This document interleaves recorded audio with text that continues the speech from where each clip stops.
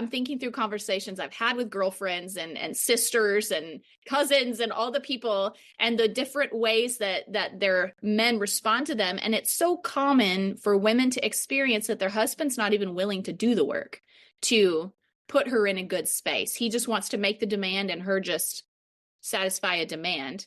And so what does a woman do with that? Like, that's frustrating, right? But it's like, you can't make him do the work. What does she do with that?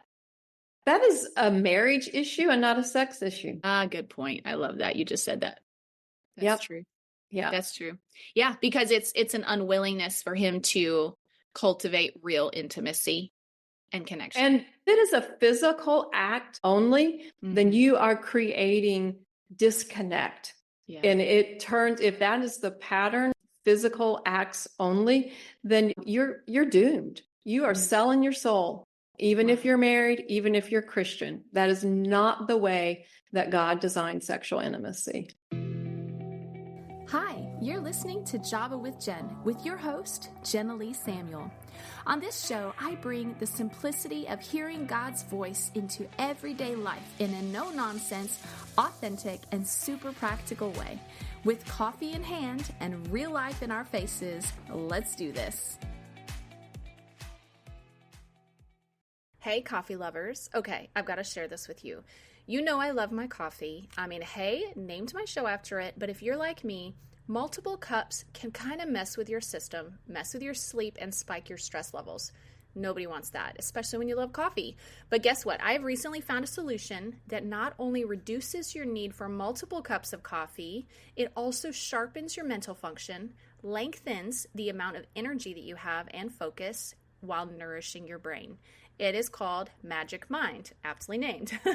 So skip the endless cups of coffee. You can grab this little shot every morning. It's like a little 2-ounce drink that you just kind of shoot it down on its own, or you can enjoy it alongside of your morning coffee. It helps your body absorb the caffeine gradually, keeping you energized for hours longer. It's perfect for those who cannot handle regular coffee's impact on your heart health and your stress because, you know, coffee does raise your cortisol just a little bit. In fact, that's part of how it was developed. The founder crafted it after discovering he had developed a severe heart condition from drinking 6 to 7 cups of coffee a day just to keep himself functioning. This little shot that he created is backed by a decade of his research with health experts to not only help reduce the negative effects of coffee and caffeine in your system, but it also provides a nourishing and healing alternative. It's for high performers, moms, entrepreneurs, anybody who wants to nourish and not harm their bodies. What I love about Magic Mind is that A, it reduces the need for extra caffeine, and it boosts your metabolism thanks to the L-theanine in matcha, which is in the product. It boosts your focus with different lion's mane and mushrooms nootropics, which also lower inflammation in your body. It also helps me maintain energy for my loaded schedule due to the slow release design of the green tea caffeine that's in this. It also, fourth benefit, enhances my chill factor with adaptogens, which causes me to leave all the stress behind. In fact, I didn't realize how effective this was until I was drinking Magic Mind every day while my husband was going through the loss of his job, and I was super chill the whole time. So it is very effective. Also, a benefit that I noticed that they didn't advertise, but I noticed, is that it actually made the cramping in my period less severe. So ladies, that is a super benefit. This drink is a game changer. So you can experience the benefits. They gave me a special link for my listeners. You can find it at magicmind.com/JavaWithJenTrial. That's magicmind.com/JavaWithJenTrial. And you can get a free 3-pack to try it out. You're just going to want to use that link and then use the code JavaWithJenTrial for the discount. You can find all of this in my show notes. So if you can't remember it, just drop to the show notes. Don't miss out on this healthier alternative to coffee that increases your productivity, protects your health, and your stress levels. I'm totally hooked. I love this stuff. So keep in mind, you'll see increased benefits with this drink the longer that you use it because it's infusing itself and rebuilding your body on a cellular level. And so with each use, it becomes more and more effective. It's a gradual crescendo of effectiveness. So if you want to check it out and get your free trial, head over to their website, magicmind.com/JavaWithJenTrial. That's magicmind.com/Java with Jen trial and use code Java with Jen trial for that free 3-pack. Okay, I know I took a moment on that, but it is worth sharing. So you guys go check that out and let's get back to the episode. Hey, everybody. Thanks so much for joining me here for another episode at Java with Jen. I am really pumped because the guest I have today, Miss Mary Whitman Ortiz, is actually an expert and a coach in the area of marriage and intimacy, sexual intimacy in a marriage. And so this is not a topic we've dove into on the episodes before. We have talked about months and months, maybe years ago, how to talk to your kids about sex. That's an older episode, but we're going to touch that lightly in this one. But this is a topic that affects everybody. We all have a sexuality that we have to manage, and managing it inside of marriage is beautiful. Sometimes it feels like a craft, and sometimes it feels like a maze. And so we're going to dive into this topic because this matters to the Lord. This was his idea. Sex in marriage was God's idea. And I just want to, for anyone that this is a sensitive topic, I want you to lean in with open ears and open heart, and just know we're going to handle you carefully. And we're going to talk about this from a perspective of shamelessness, of, there is no shame around sex when it's the way God designed it, but we realize that there is a lot of shame around this topic for people because of our different broken experiences. And so our desire is to bring truth and to highlight God's heart. And so I think this is going to be a great conversation. Mary, thank you so much for joining me for this episode. Hey, it is great to be here. And I'm so glad that you want to bring this truth to your listeners. And I agree with you. For everything that God wants to say, that fresh revelation, that encouragement, and some joy in this topic, because, hey, it's God's design and it's all good. So that's our source of joy. Yes, absolutely. I love that. And I love your perspective on that, especially coming from the story that you have, which I would love to invite you to dive into your story and what put this topic on your radar. I know that intimacy coaches and therapists is a thing. I have not met many of them in my lifetime, but it's very refreshing to have a Christian voice on this topic. Right. And so what put this on your radar? Because I think you'll agree, the church has not always responded to this topic healthfully. Yes. And that's a shame because it's God's idea. So what put this on your radar? Well, there's that expression that God brings a message out of your mess. And I can certainly say that I had a mess in my life in a big way, going way back years ago.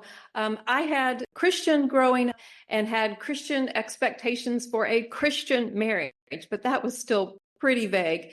So once I entered into marriage, realized that the expectations that I had were different than what my husband had. And we didn't know how to talk about it. We didn't know how to go into conflict, and things became really cloudy around sex. And I wasn't sure why we were struggling so much. So it was years into the marriage until it was exposed that he had a problem with porn. And I had confronted him at one point, and he said he was doing something about it, but there was no clear plan.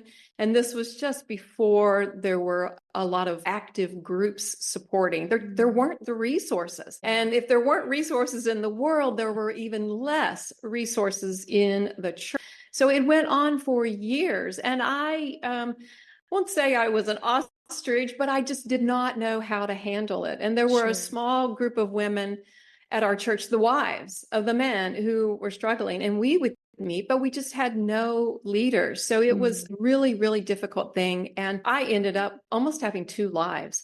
Who I was at home, where things were very suppressed, and I didn't feel valued, cherished, appreciated because of expectations during sex. And then who I was in my community and in my church life, because we were actually leaders in our church.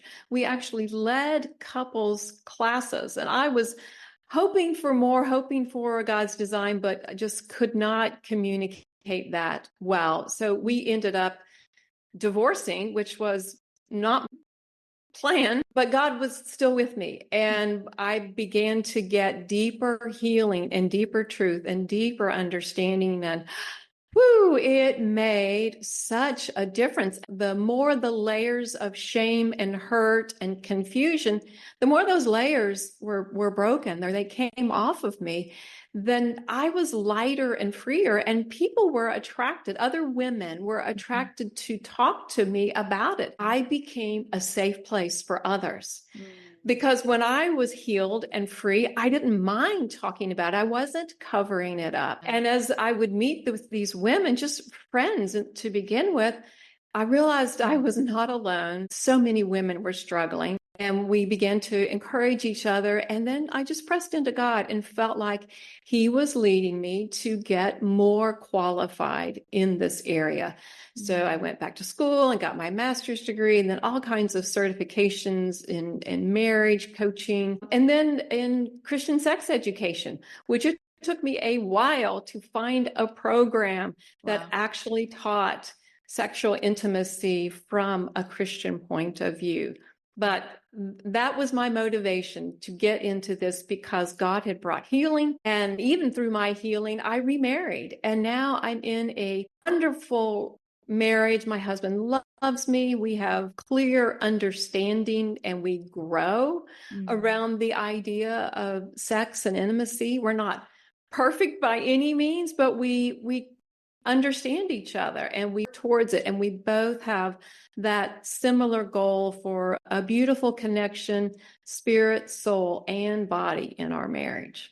Yeah. Wow. Okay. So you said so much, and there's so many different directions I can go right now. But I'm, if I can say this without it sounding patronizing, but I say it also for anyone listening, is that I'm really proud of you for leaning into the healing, just letting the pain of your situation leave you jaded. Although I'm sure maybe you walked through that for a while, but leaving you jaded, leaving you wounded, leaving you with a bad taste in your mouth towards this, because there's no way to get around it. Everybody has a sexuality to manage. Everybody, and sexuality is meant to be a part of a healthy marriage relationship. And I'm proud of you. And for anyone listening that has been on the fence, like you just want to throw in the towel, it's exhausting to try to pursue healing. It is worth it to pursue healing. So with all that said, even as you were talking about your husband's struggle with porn, and I want to be careful. I feel like a lot of times in the church, when porn is brought up, and this is not towards you, I'm just thinking about times that I've heard this in the pulpit, it is brought up in such a demonizing way to the people that deal with it. And same with adultery, same with all of those things. But all that does is pile on the shame that they're already carrying, because they know it's not right. When you're in sin, you feel it, you're not right, And so I want to be careful that in this, that I don't take a tone, or that our conversation doesn't ever take a tone of demonizing that, because I know people that have worked carefully through the traps and addiction of pornography and have found freedom. Absolutely. And then I know some that weren't willing to work through it, and they just stayed in their addiction, and it destroyed their marriage. And as a mom of 4 boys, I care about this topic because I realize it. I feel like this mama hen always trying to like cover my children, because it feels like no matter which direction we look, there are naked women trying to get my boys' attention, and I'm like, boys, turn your head, turn that off. Don't be on your screens at night, like all these different things try to guard their eyes. And it's because their sexuality is powerful and it's precious. And so for anybody who's listening, I do have some men that listen and some women, that listen, that maybe have struggled with porn. I want you to hear that we have hearts of grace and love and compassion towards that struggle, and not judgment, because judgment solves no problems. It just doesn't, And so I want to just give you guys the freedom to break off shame and step away from the shame and realize you don't need to waste your energy on shame. You just need to move towards healing. And so in your experience with your husband dealing with that, it sounds like obviously that the freedom that you would have hoped he would have found wasn't found. What do you feel like was one of the things that just kept him in that trap? Like, why do you feel like he couldn't get free?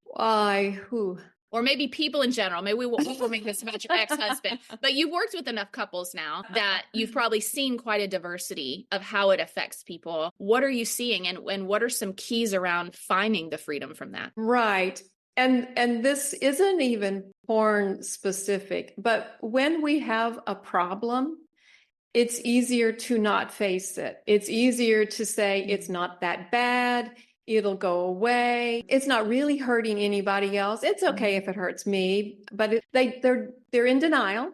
Yeah. They suppress it, and they don't realize what they're missing out on. They're missing out on the joy, freedom. Yeah. When you get used to living under shame, that weight is a part of everyday life. So they don't know that they are damaging relationships by choosing something that's harmful to themselves and inevitably is harmful to their relationship. And it doesn't just affect the individual, it affects their marriage, their family, and the way they can even walk in their calling in God. When you are walking in a choice, a poor substitute to meet a deep core need, you can't live in your purpose. There is just a constant drain there. You're not able to live in the overflow, whether it's porn or any other addiction or lifestyle choice that is not God's best. Then it just interferes. So some people are really motivated by living in their purpose, and this would be a reason to go forward because there's so much more joy and life and giving that you can experience on the other side of your healing. That's so true. Okay, so let me ask this. I know when I've walked with some girlfriends through the struggle of their husbands being addicted to porn, from my perspective, that feels like adultery. Yes. From where the woman is standing, it's adultery because their heart and their mind and their eyes are set on another woman.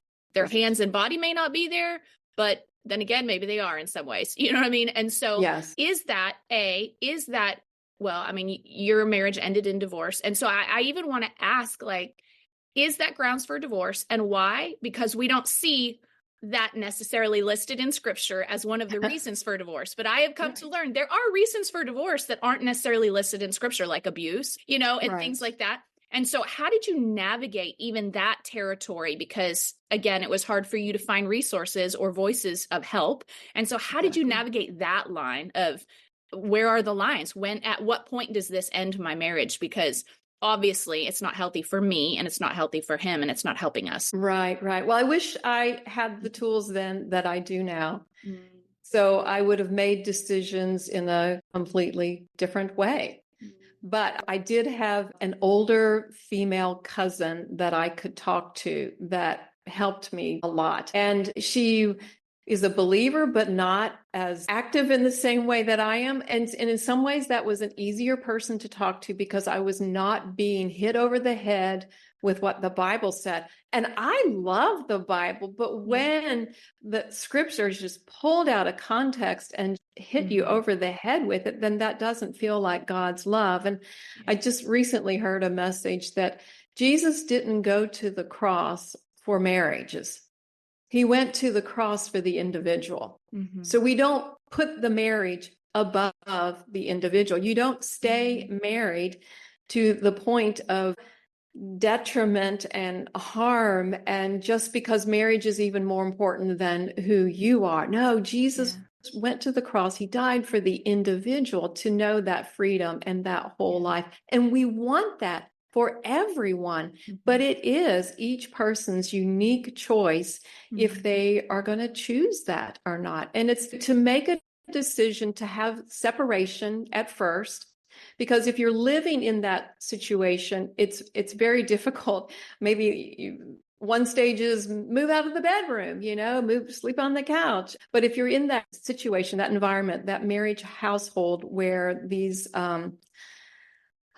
lies are just being twisted every day, then it's really difficult to have a boundary. So a physical separation helps. I would certainly encourage people to get the support that they need so that they're not walking through it alone, because it is emotional and you don't want to make decisions based on your emotions. Different states have legal descriptions on what is the process is for, some states recognize a legal separation, some states do not. So there's a lot of area to consider to get your support and to figure out what your next step is, but knowing that Jesus is there for you, whether you stay or whether you leave.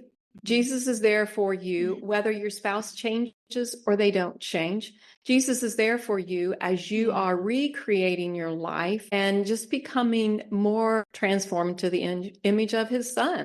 So that place of joy is something that you are identified by. Yeah. I think one thing that I've seen and witnessed as a woman with friends and as a pastor overseeing people, I've experienced that a lot of times women, which is probably good at its core, women are slow to draw a line when things are really unhealthy in the marriage and say, I'm not putting up with this.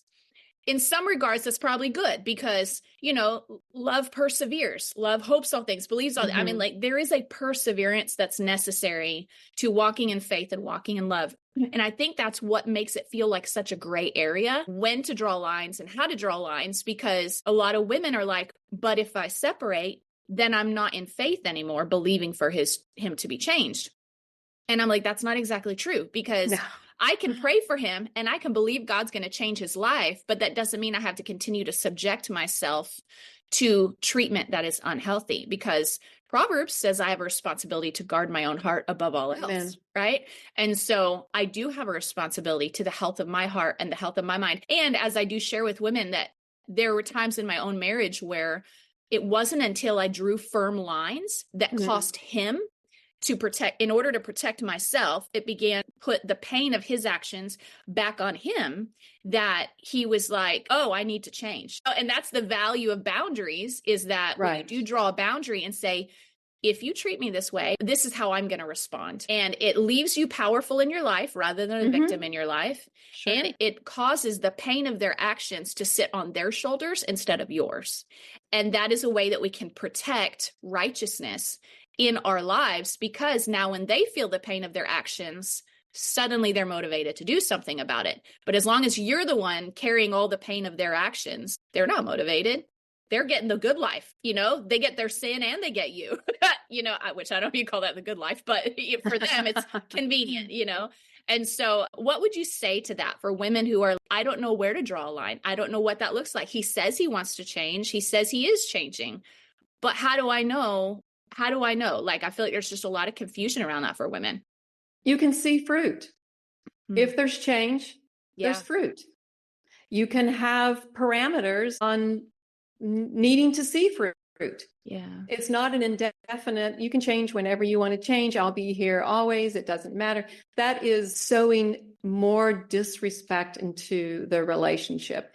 If you live with no signs of change, then you are disrespecting yourself. And boundaries are never about punishment. Boundaries are always with the belief that it's going to be the best thing for both people. It's not an ultimatum. It's not a threat, but you can't have a marriage without respect. And we get used to low levels of respect. If that's been all we've experienced, even from childhood, it feels normal. I know in my situation, I was divorced 5 years before I remarried. And I dated a lot because I didn't really know what it felt like to be respected in a relationship. And once I began to sense, oh, this feels good. Respect is amazing. Yeah. And I needed to set the bar at a different place for myself than I had in the past.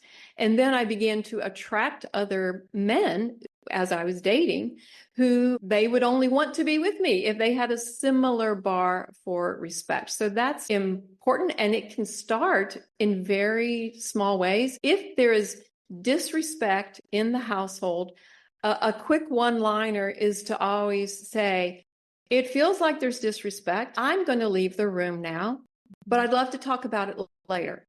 Yeah. And then you exit. Mm-hmm. Because fighting over you always or you never is equally respectful. You can only make decisions for yourself. You are only responsible for your own behavior. So we don't have success when we tell somebody else what they're doing or not doing. We have success when we learn how to manage ourselves. That's so good. That's so good. Okay. So I'm going to pivot a little bit, which I also want to be clear, because some of our listeners are people that go to our church. But the lines I drew in my marriage, my husband has talked about it from the pulpit, was his anger, not porn, thank goodness. But they each bring their own struggles. And they each bring their own turmoil. So that was what our deal was. But a lot of the same parallels, I feel like. It's still broken trust. It's still, how do I protect safety? How do I protect healthy? How do I cultivate an environment of respect? Because that's what it came down to.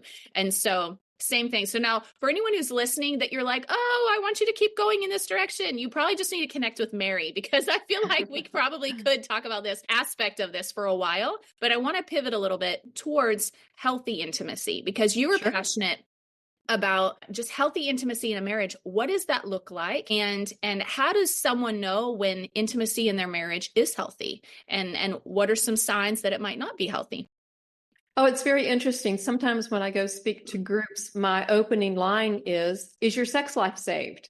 That's a good line. Yeah, people they're stumped by that a bit. And the message is, if you only model your sex life after what you've seen in the world, whether it is extreme negative hookup culture, or whether it's even just Hallmark style that is very realistic, if you're modeling your sex life and marriage after that, then that's not what God says. Yeah. So there is a fulfilling and beautiful aspect the way God describes it. And I use an acronym to help couples understand what is healthy.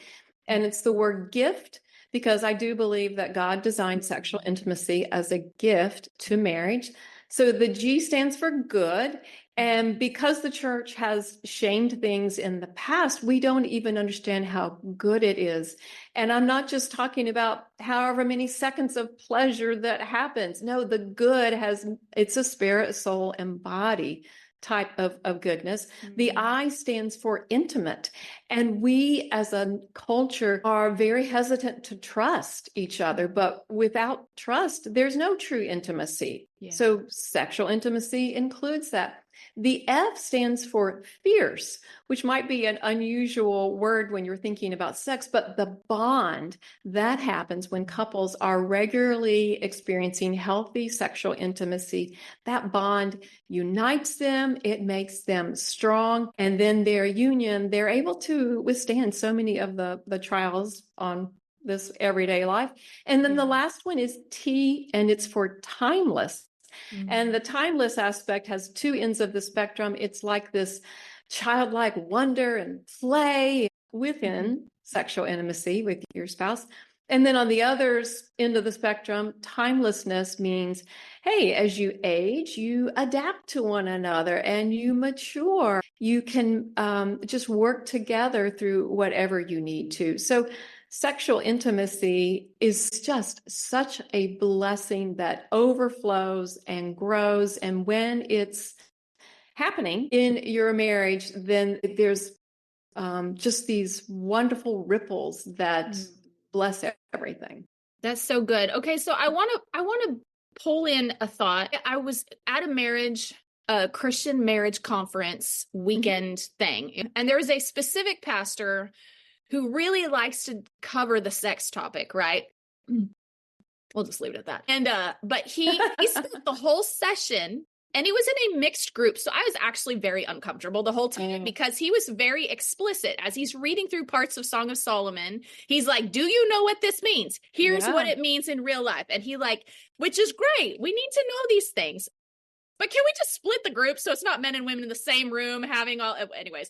But the thing that made me actually angry is he put all of his energy reading through Song of Solomon and focusing on the sexual behaviors that are described there, but he missed the precursor, which was, she said, I feel safe in my lover's shadow. And then it went into the sexual behaviors. And I was like, he missed the whole key that would have preached the whole sermon about how to have better sex, which is she feels safe. And so speak to what is safety. And I think that brings in that respect element. And how do couples cultivate that? Clearly important. It's right there in Song of Solomon. And as a woman, and our sexuality is unlocked emotionally, that safety is even more important. So can you speak to that?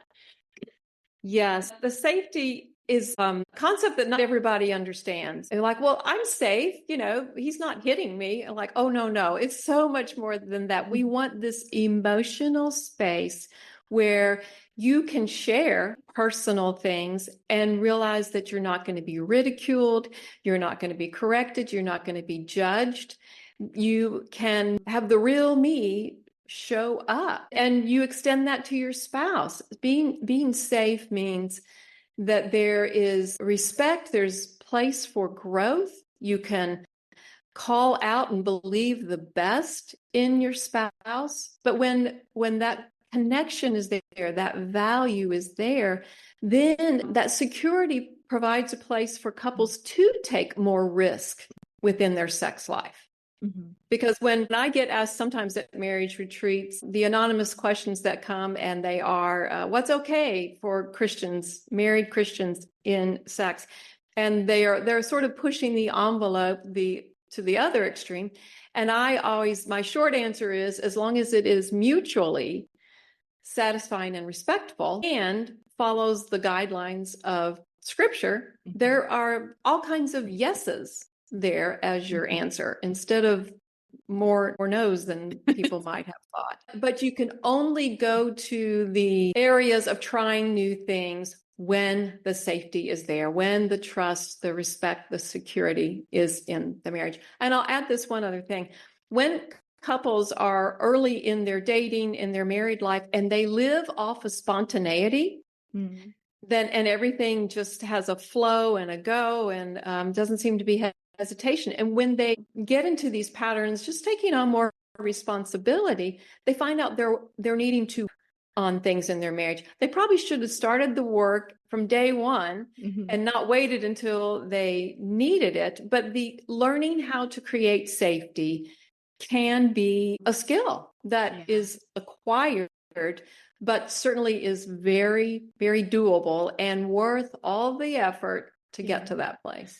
And I think creating safety, another way that shows up is like when a couple finds that one wants to have intimacy and the other doesn't, how does the person who wants to respond to the person who doesn't, right? And so I think oftentimes it's usually the man is ready, the woman is like, I have a headache, or I'm not in the mood or whatever. But I know that like in our relationship, when he would respond negatively or angrily or harshly or in like have a fit, or whatever, when I wasn't in the mood, then it left me in the place of feeling unsafe, to be honest, unsafe to say, I just really don't want to right now, or I don't feel like there's been enough connection emotionally to feel like I can do that with you right now, but I didn't have that safety. So he had to work on that and create that safety and get healthy enough in himself that he wasn't so codependent that he had to have sex or else, you know what I mean? Yes. And so, because I think safety shows up outside the bedroom just as much as it shows up inside, would you say? Absolutely. And there's the expression that sex starts in the kitchen. It just means it's an all day, every aspect of life. Men are compartmentalized, and so they might be able to engage in sex without all of the emotional connection beforehand.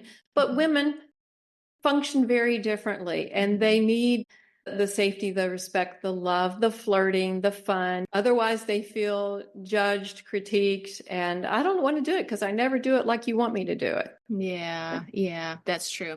Okay, so let's talk about this. You and I discussed kind of briefly beforehand, and I bring this up because I think a lot of women will relate to this. Is it common for women to deal with no sex drive or limited sex drive how does she navigate that? Because I think for women, because our sexuality is so emotionally motivated, when you also hormonally don't have any motivation, then it can kind of feel almost like the two cross over. And it's like, I feel like sex can quickly, for a woman anyways, become where it feels a little violating or a little, that's maybe a strong word, but demeaning, maybe not, I don't know. I'm struggling to find the right word, but where it just doesn't feel good and wholesome quickly if there's not enough of the right elements in place. And I think when you don't have a healthy sex drive, then it can be very hard to know how to navigate when it's okay to say no. And do I just need to just do it even though I don't feel like it? Is that love? How does a woman navigate that? Because that's just a very real thing.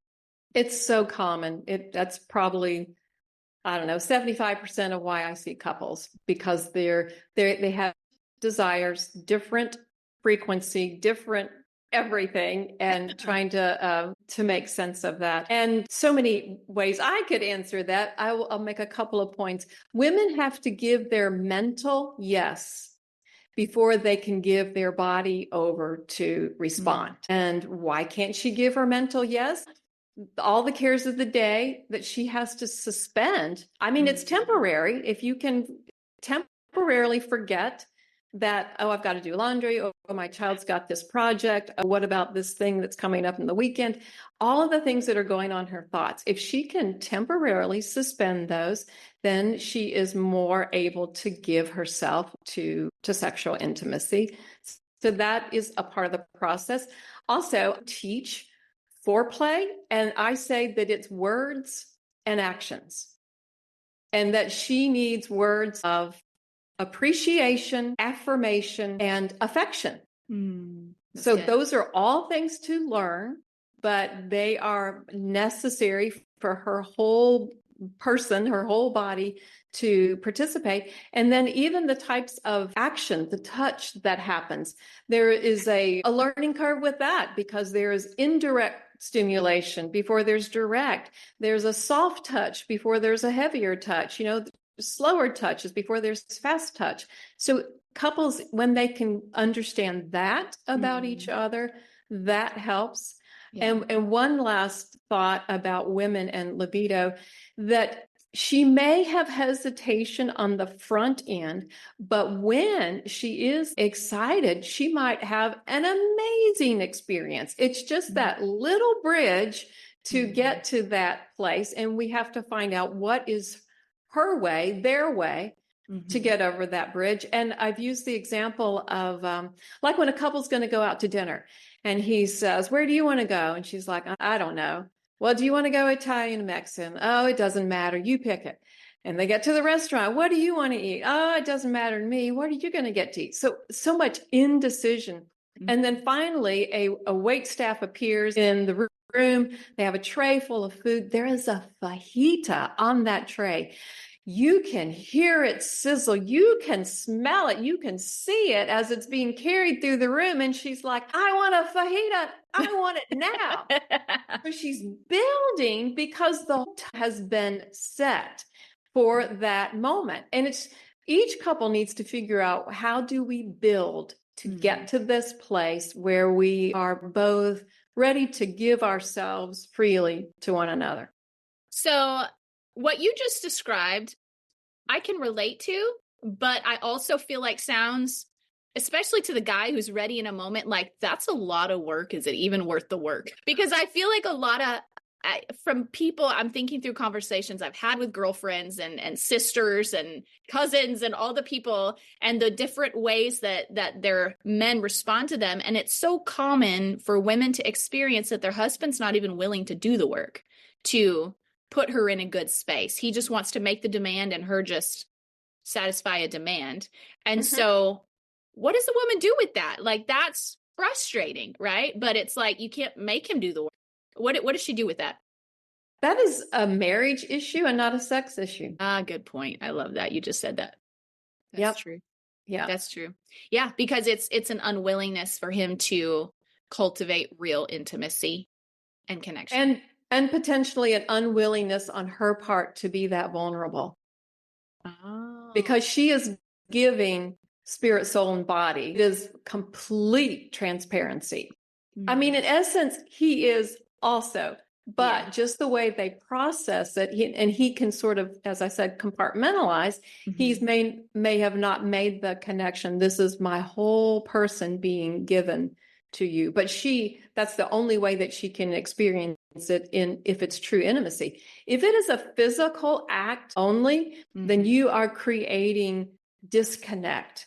Yeah. And if that is the pattern, physical acts only, then you're doomed. You are selling your soul, even if you're married, even if you're Christian. That is not the way that God designed sexual intimacy. I love that you just said that. Thank you for saying that, because as a Christian, you don't hear that enough, because I have so many girlfriends who've said when they've had sexual struggles, or even their husband's looking at porn, or their husband has been unfaithful, or he's emotionally abusive, or whatever, the church will say, well, you just need to give him more sex and put it on her. And like, she's supposed to just somehow come up with this thing to meet this carnal need when they're missing the whole point that it's an emotional experience in their marriage that's not happening. And so I love that you just said that. Another thought was, what about when women have experienced, and I'm sure we all have probably experienced this, and bless it, our husbands are trying, where the husband maybe it's in the afternoon or the evening, and suddenly he'll start doing sweet things, or he'll smile, or he'll pay a little compliment. And it's almost like you can anticipate, like, okay, he's trying to turn on the engines because I know where he's headed. He wants some sex tonight. What do you do when that pattern begins to teach the woman, or how can the woman fight against the belief that like, oh, I'm just a means to an end, like, or these kind actions aren't genuine. He's just trying to get what he wants later. I mean, because you can hear the unhealthiness in that thinking. Sure. But that's just a very real experience, at least for people I've experienced that I've talked to, and then myself as well, okay, it doesn't feel genuine because it's not happening early in the morning, or it's not happening on a day when sex isn't, like, we won't even be together in the evening. You know what I mean? It's like, how do you navigate that? Or what would you tell a couple that's dealing with, or a woman who's dealing with that pattern? Is sex for men only? Well, they're much more motivated, I think. I think the belief system has to be changed. Women think sex is only for my husband, or mostly for my husband, or always about my husband. Then there's a missing piece of information. God designed it to be, and I hate to use the word beautiful because it gets overused, but when a woman feels confident in her sexuality, when she enjoys not just the physical, but the emotional satisfaction of that oneness, then it's something that she will desire. And she may not be desiring it for the physical release. But knowing that if I, as a woman, learn to desire intimacy, it is so good and healthy and strong for me, for my marriage, for my children, for everything. It's learning why. It's the motivation for sexual intimacy. If it's pleasure only, then there are lots of struggles, and lots of struggles that they don't have to have. Yeah, that's a good point. That's a really good point. So, okay, let's pan back and look big picture. What is the value of having a healthy sexual relationship? Like, more than just you feel connected. You know what I mean? Like, what's the big picture value? You mentioned it's good for your kids. It has a ripple effect of impact. Oh, yes. So what's the value of a healthy sexual relationship, and what's the detriment of not cultivating and working on this side of a marriage? Right.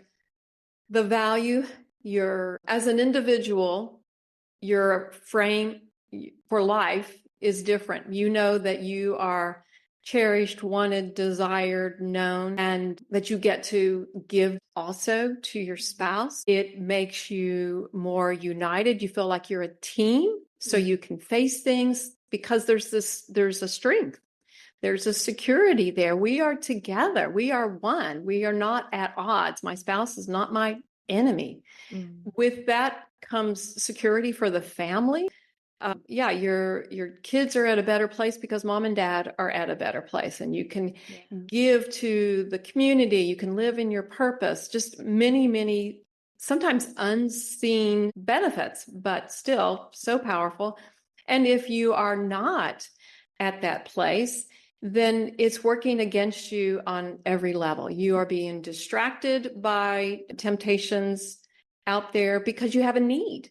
And I mean, the need that God made each one of us to be known, to be seen, to be loved, to be understood, it's a wonderful need.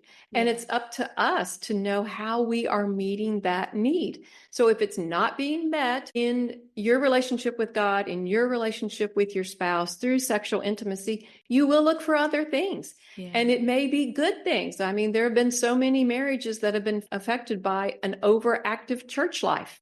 Yep. And they think that they are being godly because they're doing godly things. But if their priorities are off, then that's going to interfere. It's a whole belief system shift. What is really good? That's why I say that what's going on in the world is a counterfeit, but God's original design is not known, is not practiced, is valued and celebrated. And so people are missing out on some of these tools to make marriage be amazing. Yeah, that's so good. So now how about for women? You and I mentioned earlier that our hormones change. I was telling one of my boys this the other day because I started my period and he was like, I was just in pain. And he was like, Mom, how often do you go through this? And I said, every month. And he goes, does it last a day or does it last a week? So he had all these questions around it, you know, and, but I'm like, you're going to have a wife. You might have daughters. It's good that you know these things. But anyways, he had so much compassion. He was like, you deal with this for a whole week every month. And I think he added it up. He goes, that means at the end of your life, you've spent 30 years on your period. He's like calculating it. He's like, that's a lot of pain. So what do women do? Like, obviously our periods cycle monthly, but our hormones actually change weekly and they actually change with the moon and the sun. So like women's hormones are like a freaking roller coaster and it's so frustrating just to keep things in balance. And so what do women do when their hormones are a struggle and it's impacting their sexual life? Like what do they do with that? How can they cultivate a healthy sexual life when their hormones are not helping, not participating? Sure. Well, I think that we forget about our faith walk in our sex life.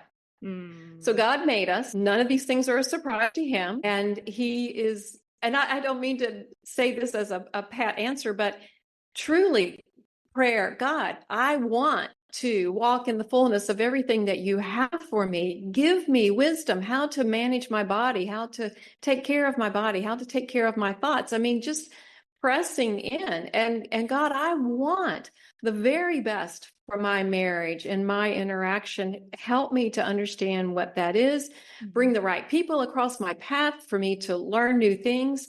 And there's so many different supplements and exercise. I mean, the ways to manage your health are growing every day as far as new types of things that will support you with that. So you can be mad, frustrated, aggravated, take it out on everybody, or find a way that works for you, that you are having some breakthrough and some success. If you use hormones as a reason to not be nice. Ooh, I almost thought of a word there. If you use hormones as a reason to take it out on other people, then we are missing how we need to go through this.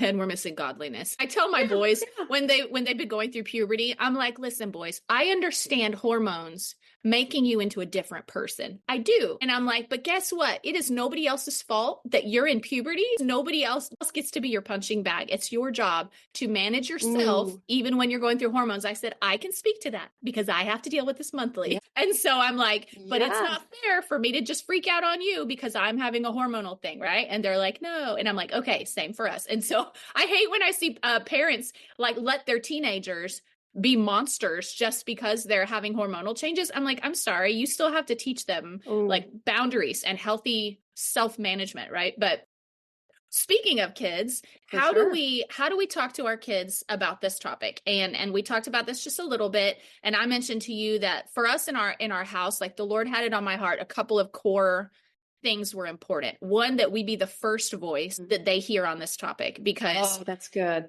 Because the law of first, right? If I'm the first voice they hear, then that lays the foundation that they weigh everything else against. And so being the first voice on this topic. So the Lord actually was putting it on our heart to talk about sex with our first son when he was only 6 years old. And that didn't mean I just sat down and like laid it all out, but I started paying attention. Is he asking questions? Is there stuff that's in cartoons I'm not aware of? You know, I just started paying close attention, and I just started asking the Lord, like, would you help us to recognize when to take the opportunity to discuss these things? So we began to pretty much, when they are old enough to ask questions, we will take them seriously and we will answer their questions age appropriately and do it in a way that, and parents have to be really careful of this, that we don't, with our response, embed shame into those questions, because it's very easy. Like, I remember one time my son was like 8 and we were doing dishes in the kitchen, and out of nowhere he goes, Mom, what is rape? And I was like, it was such a startling question. I didn't actually react like that, but inside I felt that. But I was like, keep your chill face, keep your poker face, girl, keep your poker face. And so I was like, well, that's a good question, buddy. And so it created an opportunity for me to kindly and gently explain something and realizing I get to frame the way he thinks about this because I get to be the first voice. And so being the first voice was very important. Secondly, was when they're asking questions, answer them age appropriately. And the third one was making sure that they know, do not be ashamed to ask questions about this. I worked very hard to try to cultivate an environment that felt light and good around these questions and not shameful, because the church has done a really bad job embedding shame into this topic. And so I would explain to my boys, like, this isn't something to be ashamed of. It's just a personal, private matter. And so we can discuss it amongst ourselves, but it's not something to discuss with your friends because their parents want to be the ones to have those conversations with them. And so we were able to kind of lay some little boundaries with that. But what have you seen to a healthy way to approach discussing this with kids? How early do kids need to hear about this? And just kind of dive into that, because our culture has really changed this up a lot. Right. All right. There's some things that we need to keep in mind in regards to timing to talk about sex with children and just sort of a framework. So I would, one thing I loved is even with young children, even diaper changing time, to be able to call out their sexual identity, calling out who they are. God made you a little boy. God made you a little girl. This is wonderful. They're not understanding everything, but two things are happening. You are sowing seed in them on how good and godly this is. Also, you're making it very natural and comfortable to say those things out loud. Now, it could be that we're well past diaper changing, but parents feel that it's very awkward. So I encourage parents to say things in the mirror first by themselves. Practice out loud what you would want to say. Now, I know that those spontaneous questions come up and you want to be ready for those, and you can't necessarily practice first, but even just finding out what language do you want to use with your children when you're labeling things so that you are ready for that. And then one other thought, I've heard this recently and I'm like, oh, I totally agree with this, to know about our heads, our hearts, and our parts. What are we protecting? What are we covering? What are we honoring? So in your head, it's your thought life, and it's your heart. That would be more of how you respect and honor. And then parts, of course, is your physical being and sexual ways of acting. So letting kids know that you get to manage you. And it's exciting. It's a big job, but God would not have asked you to manage you if he didn't think you were able. And as a parent, I'll help you as much as you need to talk these things out, but it is your lifelong journey. You know, single and married, to manage your sexuality, to have that integrity. And the way that we can sow this as little things to begin with, just to make it as natural as you can. And you kept saying age appropriate. So I certainly agree with that. Yeah, that's so good. Okay, so we've covered a lot of different things, from the impact of porn on marriage and how women can draw boundaries and what to do with our hormones and, how to keep it healthy in the bedroom. And what do you feel like ultimately, and I'll wrap with this question and then we'll invite people to connect with you. What do you feel like if you were to summarize God's heart behind a sexual relationship in a marriage, how would you summarize that? Is there like an illustration you paint for people, or how would you summarize that? Christmas morning. It's the excitement, the anticipation, the joy. Sometimes it's more about the intention behind the gift than the actual gift. I actually, as a child, my family had moved. We were in a new city. It was Christmas. I go downstairs and I'm looking at the tree and there's presents underneath. And I see a strange thing under the Christmas tree. It's a pipe with a bow and my name, and then this ribbon that goes across the floor and down the stairs and into the garage to another box, which had a swing set in it. And my parents had surprised me with a swing set for Christmas.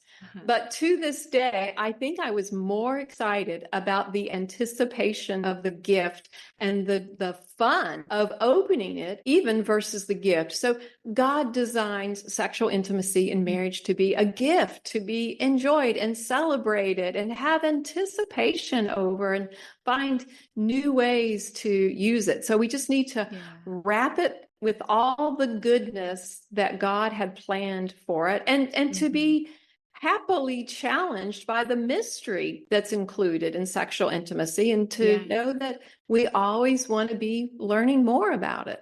That's so good. That's so good. And I want to encourage, especially any men who might be listening, especially when you have boys or girls, actually, I think it's really important that men really set the pace through their example. One thing that I appreciated about my husband was, even from when the boys were very little, like 18 months, 2 years old enough to watch TV, if there would be a commercial or anything that would come across on the screen where girls were dressed in a way that were like, you don't need to look at that, my husband would teach the boys, look away, boys. It's rude to look at a girl who's not dressed properly. It's rude.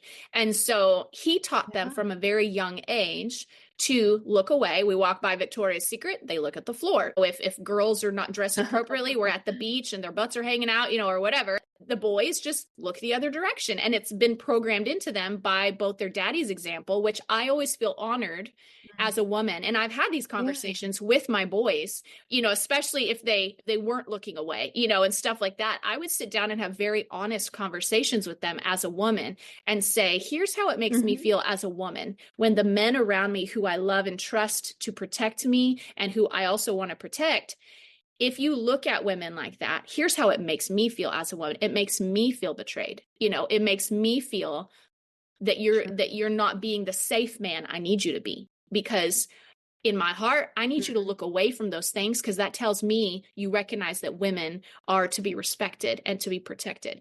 And so having those honest, vulnerable conversations, even with my boys, I think has given them so much context for respecting women differently and treating women differently than culture has taught them, because I have noticed immediate results after we have those conversations. They immediately change their behavior, and it has been so fruitful. But I do feel like the ground was laid for that also by my husband demonstrating that, and then by me being able to bring my voice as a woman to the topic to give them a healthier idea, because I definitely didn't want to be like, shame on you, you should not, rah, rah, rah. I don't want to beat them over the head with shame. I want to help them understand the heart, because I want them to rise up into that role of a protector, a provider, a safe man.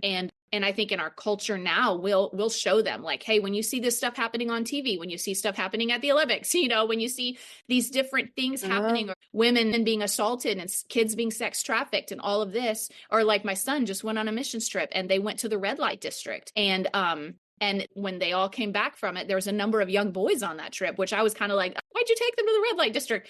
But when they came back, they had a very good conversation about the dangers of pornography. And it was very marking for my boy. And I was able to ask him, like, how did that make you feel seeing women treated like that? How did it make you feel as a man? And your job is to protect. And so really trying to make the most of those conversations and remind them of the goodness that's inside of them by God, that their strength is to protect and not to harm. And anyway, that's something that I feel like for the men that are listening, don't underestimate how much it speaks to the women around you, to your children, to even the men around you, about your respect and about people's value when you make the choice to take the high road and look away or choose to treat women with honor. It affects far more than just yourself. It is not just an isolated decision. It affects the people around you dramatically.